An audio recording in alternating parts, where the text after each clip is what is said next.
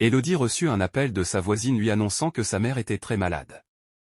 Très inquiète, elle alla voir sa patronne pour lui demander un congé afin de s'occuper d'elle.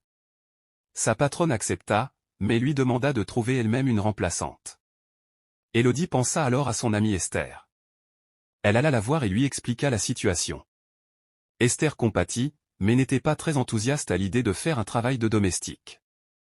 Cependant, comme elle était momentanément sans activité, elle finit par accepter. Esther fut présentée à la patronne, qui l'embaucha. Le lendemain, Farrell, le fils de la patronne, revint de voyage. Lorsqu'Esther le vit, elle tomba immédiatement sous son charme. Elle décida alors de le séduire. Le lendemain matin, elle lui prépara un café. Mais il refusa. Elle changeait de tenue, et essayait d'attirer son attention, mais en vain.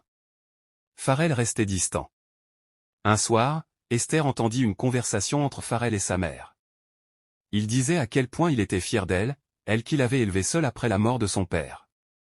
Il exprimait également son admiration pour les femmes fortes, courageuses et battantes. À ce moment-là, Esther eut une idée. Quelques jours plus tard, la mère partit en voyage. Farrell se retrouva alors seul dans la maison avec Esther. Un matin, Esther fit semblant de se sentir mal. Farrell s'approcha d'elle et lui demanda ce qui n'allait pas. Esther lui répondit qu'elle allait lui faire une confidence, mais qu'elle souhaiterait que cela reste entre eux. Farrell accepta. Elle baissa les yeux, prit un air triste, puis lui déclara qu'elle était enceinte de 4 mois, ce qui, entre griffes, était un mensonge. Farrell fut surpris et lui demanda où se trouvait le père de l'enfant. Esther répondit qu'il était mort et qu'elle faisait ce travail afin de pouvoir subvenir aux besoins de son futur enfant. Farrell en fut profondément touché et lui fit savoir qu'elle pouvait compter sur son soutien. À partir de ce moment, tout changea. Il devint plus attentionné. Il prenait soin d'elle. Il se rapprochait d'elle.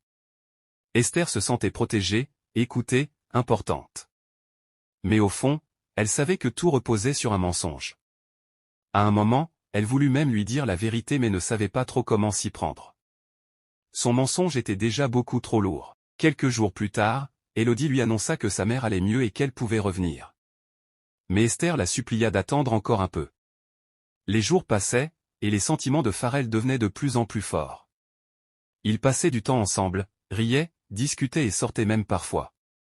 Pour préserver son mensonge, Esther dut en inventer d'autres.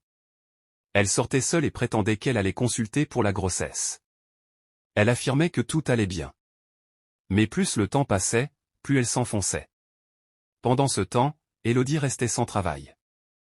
Elle s'est sentie dos au mur et décida finalement de se rendre directement à la maison. Ce jour-là,